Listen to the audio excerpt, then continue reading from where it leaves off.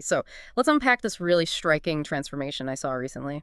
I bumped into Maria, someone I hadn't seen for a bit, and honestly, the change in her health was just Wow. remarkable. Yeah. It really makes you curious, And Right. what's the full story behind someone recovering like that, especially when you know what she went through before? Right. And Maria's story, well, the way she tells it, it's fascinating because it goes so much deeper than just a medical chart. It's this whole multi-layered thing, how she tackled her well-being from like all these different angles. Totally. She mentioned all sorts of things before she even got diagnosed. Yeah. Muscle weakness, feeling anxious all the time, heart palpitations, even things like road rage and panic attacks, plus constant sore throats, Sounds tonsillitis. like her body was really trying to get her attention. Definitely. So we have her detailed account basically from when these symptoms first popped up right through to her feeling, healed. Our mission here in this deep dive is really to understand the key pieces of that journey. Exactly. What was the diagnosis? Right. What treatments did she choose?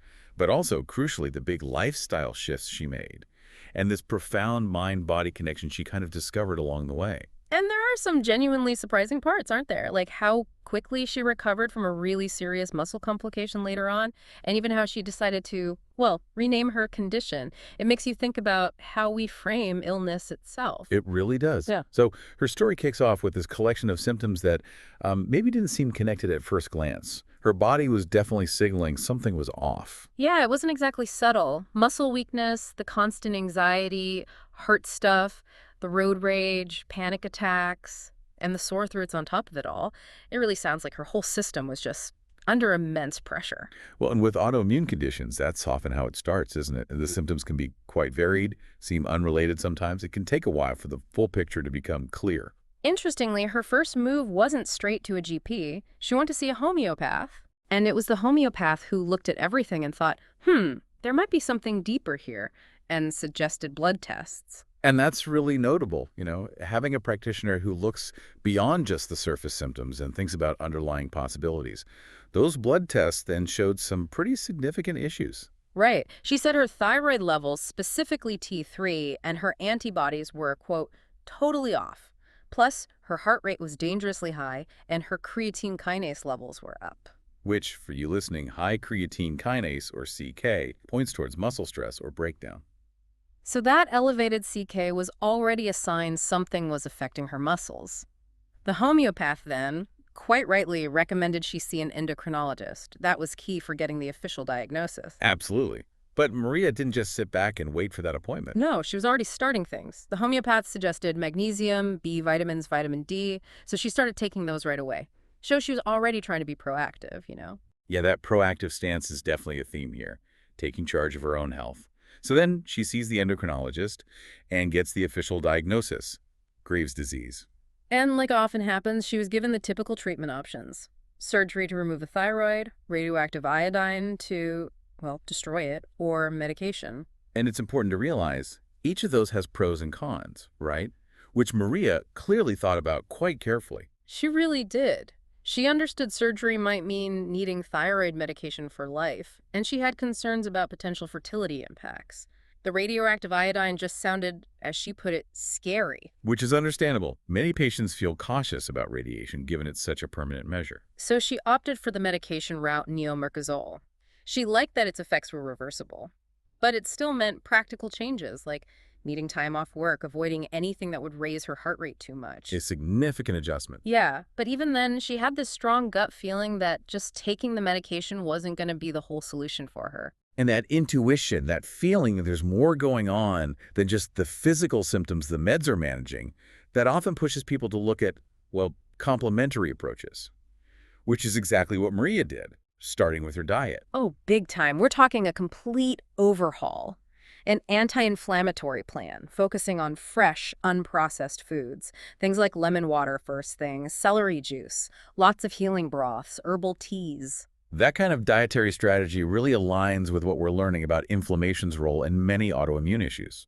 Focusing on whole, nutrient-dense foods, cutting out processed stuff, it can really help calm the body's inflammatory responses. And she wasn't just adding good stuff, she cut out a lot too. Gluten, dairy, eggs, corn, sugar, even pork, all things she learned could potentially trigger inflammation for her. Wow. You can imagine the dedication that takes, right? The grocery shopping, checking every single label. That level of commitment is huge. It really speaks volumes about how determined she was to actively get involved in her own healing. But it wasn't just about food. She started digging into the mind-body connection too, specifically looking into the idea of the throat chakra. Ah, right. In many Eastern traditions, the chakras are seen as energy centers. And the throat chakra specifically is often linked to communication, expressing yourself, speaking your truth. And this just clicked for Maria. She started to wonder if her physical symptoms, especially around her thyroid in her throat, could be connected to years of sort of holding back, not speaking her mind, carrying emotional stuff. That recognition that our emotional world and our physical health might be intertwined, that's a really key insight for many people. It suggests that dealing with underlying emotional patterns could be a vital part of getting well. So, to explore that, she actually did a guided mushroom healing journey. She described it as a way to face some really deep emotional wounds, and she also started doing regular Reiki sessions I get. to help clear, as she felt it, energetic blockages, especially around her throat and heart. So these are very conscious efforts to work on the emotional and, let's say, energetic sides of things, alongside the medical treatment and the diet changes, a truly holistic approach. You'd think, okay, she's doing all this, things must be getting steadily better. But then, June 2024, she had this major setback, really severe muscle spasms. Oh, wow. It just shows healing, especially with complex stuff like autoimmune conditions. It's often not just a straight line up, is it? Not at all. You can have periods where you feel great, making progress, and then suddenly face unexpected challenges or new symptoms. It can be really disheartening. And the blood test confirmed how serious this was. Her creatine kinase levels, remember they were elevated before?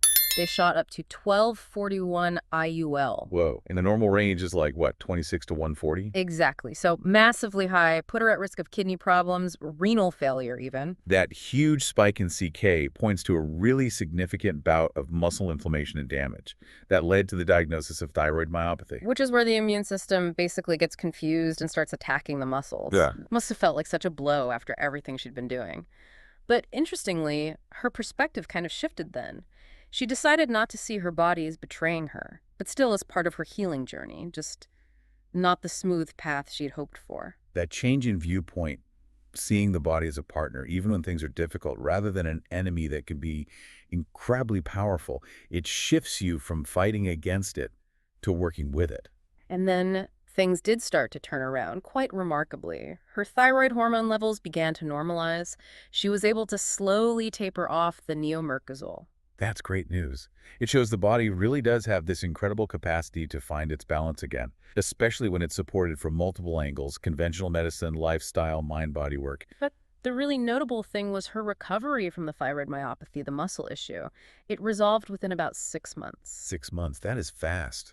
Usually the expectation is more like 12 to 18 months, isn't it? Yeah, significantly faster, which strongly suggests that this whole holistic approach she was taking, the diet, the stress management, the emotional work, was really making a difference in her body's ability to heal itself. Absolutely. It points to the synergy, perhaps, between all those different elements working together. She felt, quite rightly, a huge sense of accomplishment, and she credits her recovery to a whole combination of things. Her doctors, definitely, but also her faith, her family support, and just her own grit and perseverance. It's such a perfect example of how integrating conventional medicine, the pharmaceuticals, with these complementary practices can work. She didn't ditch the medical side, she built around it. Exactly. She was an active participant, wasn't she? Through things like meditation, journaling, always asking questions, and really tuning in, listening to what her body was telling her. That active engagement seems crucial. She wasn't just passively receiving treatment, she was informed, empowered, really driving her own health journey. Now, here's that really interesting bit I mentioned earlier. She made a conscious decision to rename her condition. Instead of calling it Graves' disease, she started calling it the blue.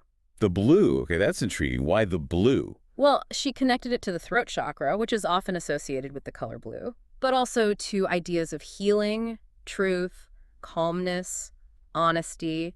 For her, it was about reframing it, taking away some of the fear associated with the disease label. That makes sense. A way of taking ownership, isn't it? changing the narrative around the illness, making it less about the pathology and more about her personal journey towards healing and finding her voice. Precisely. Finding her voice was huge for her. She saw it as absolutely fundamental to getting better. So the act of renaming was tied into that process of self-expression. Yeah. And this led her to some really core personal lessons, like the need to pause sometimes, to actually listen to what her body needed, to speak up when necessary, and realizing that slowing down isn't failure. It's actually essential for well-being. Those are really profound takeaways, relevant far beyond just thyroid conditions, aren't they? Learning to tune in, communicate our needs, that's fundamental health advice for everyone. Definitely. She also developed this deep understanding about stress, not just the obvious external stuff, life chaos, work pressure, relationship issues, but also the internal stress, the unexpressed emotions, the hidden fears. Right. And the impact of chronic stress, both internal and external, on our bodies, especially the endocrine system and immune system, is huge. We know that now. Her experience really highlights how both can contribute to throwing things off balance. She described her body as feeling like it was in permanent emergency mode, which is such a vivid way to put it, that feeling of being constantly wired, on edge. That state of constant high alert puts an enormous strain on the body's regulatory systems over time. It's just not sustainable. And she learned about cortisol, the main stress hormone, and how her own levels had gone haywire.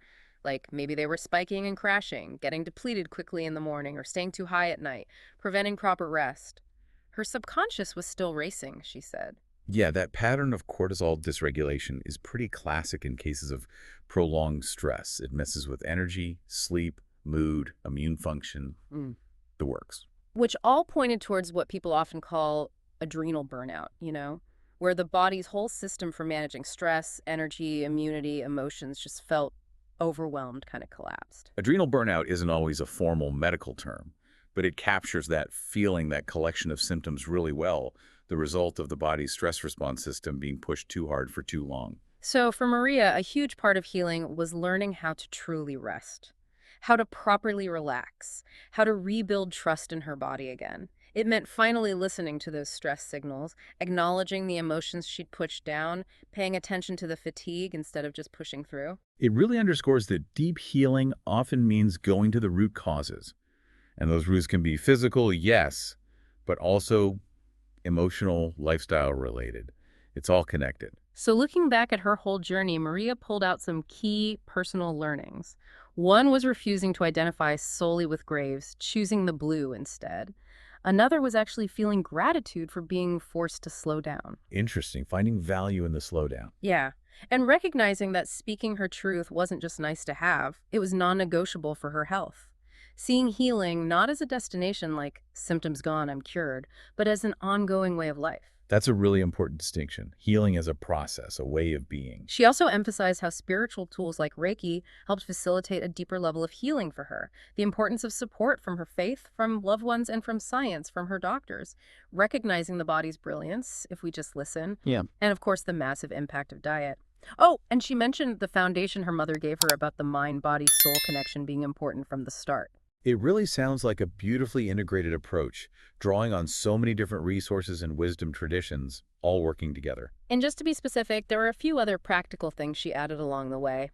Supplement-wise, besides the magnesium, B vitamins, and D she kept up consistently, she added zinc and selenium, both important for thyroid health, and also something called Himalaya Live .52. Live .52 is often used for liver support. Exactly. She felt that was important because the medication, neomercazole, can potentially put some strain on the liver, so proactive support there. Makes sense. Sensible additions to support the body during treatment and recovery. And her stress management wasn't just meditate sometimes, it became a daily practice. Even just 5 minutes, she said, made a difference. Plus, gentle yoga, and she specifically mentioned Yoga Nidra. Yoga Nidra guided deep relaxation. It's fantastic for helping to regulate the nervous system, like retraining it to come out of that emergency mode. That's how she described it. And consistency was key, she found. She also used castor oil packs over her thyroid area and her abdomen sometimes. Castor oil packs are an older naturopathic remedy, often used with the idea of reducing inflammation and supporting detoxification. Right. And maybe just as important as anything else, she made a real effort to bring joy back into her life, listening to music she loved, getting out in nature, reconnecting with hobbies. She mentioned painting specifically. That's vital.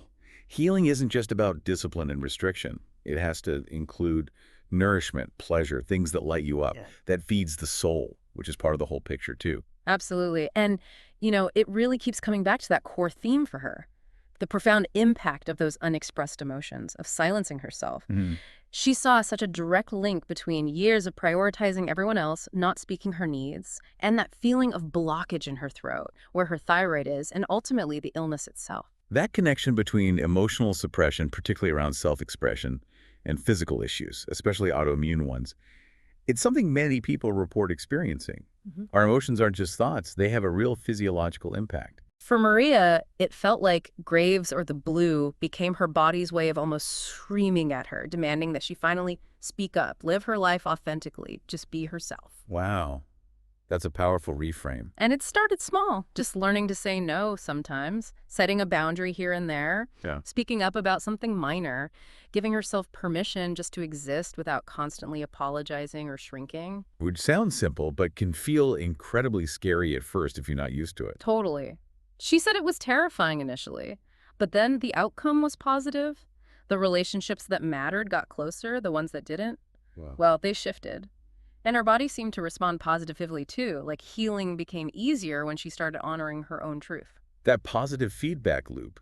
Take a scary step, see a good outcome, internally or externally, feel more empowered to take the next step. Exactly. It reinforces this idea that maybe illness, especially autoimmune stuff, isn't just random bad luck. Maybe it can be a kind of callback to yourself, that the symptoms aren't punishments, they're messages. Right, like signals trying to tell us something. Yeah, she even gave specific examples from her own experience, like maybe the constant anxiety was linked to her fear of speaking up, the racing heart tied to a fear of confrontation, the muscle weakness perhaps connected to feeling like she was carrying everyone else's burdens. It's like learning a new language, the language of your own body. And her point was, it is learnable. We can all get better at interpreting these messages if we choose to listen.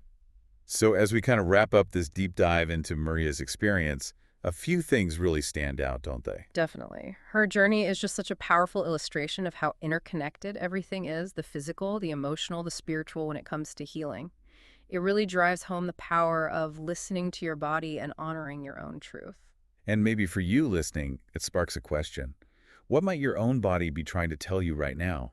Are there messages you've been ignoring? What small step, maybe something that feels a bit challenging, could you take towards deeper self-awareness, towards a more holistic view of your own well-being? That's the real takeaway, isn't it?